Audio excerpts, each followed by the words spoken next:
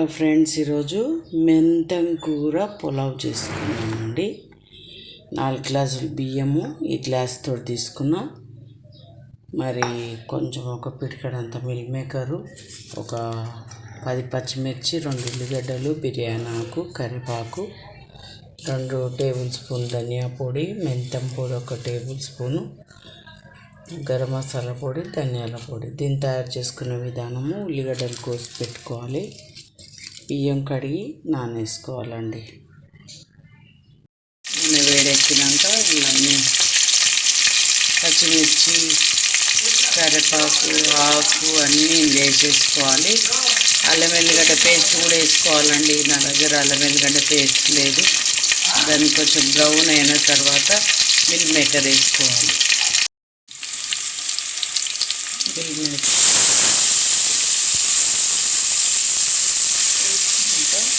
మసాలాలు ఒక 1 మినిట్ కలిపిన తర్వాత దీంతో 4 గ్లాసులు బియ్యం తీసుకున్నాం కదా, 7 గ్లాసులు బియ్యంని వాటర్ పోసేసుకోవాలి. రుచికి తడపడినంత ఉప్పు వేసుకోవాలి. నీళ్ళు మసులుతున్నాయండి, ఇలా బియ్యం వేసేసుకుందాము. ఉడికిపోయింది మొత్తానికి. ఇలా ఒక హాఫ్ నిమ్మకాయ పోసుకొని కలర్ వేసుకోవాలి. కలర్ వేసుకొని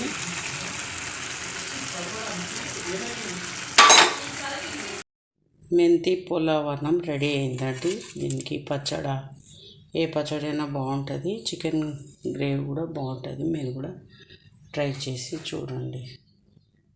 నూనె వేడెక్కినాక ఇవన్నీ పచ్చిమిర్చి, కరివేపాకు, ఆకు అన్నీ వేసేసుకోవాలి.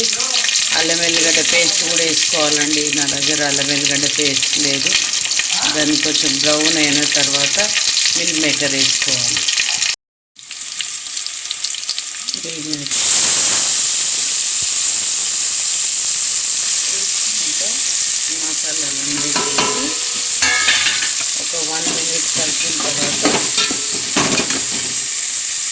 దీంతో 4 గ్లాసులు బియ్యం తీసుకున్నాం కదా, 7 గ్లాసులు బియ్యంని వాటర్ పోసేసుకోవాలి.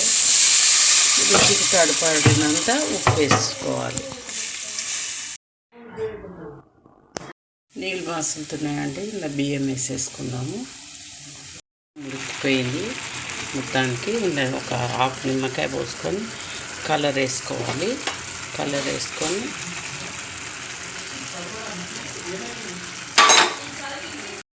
మెంతి పులావ్ అన్నం రెడీ అయిందండి. దీనికి పచ్చడి, ఏ పచ్చడి అయినా బాగుంటుంది. చికెన్ గ్రేవీ కూడా బాగుంటుంది. మీరు కూడా ట్రై చేసి చూడండి.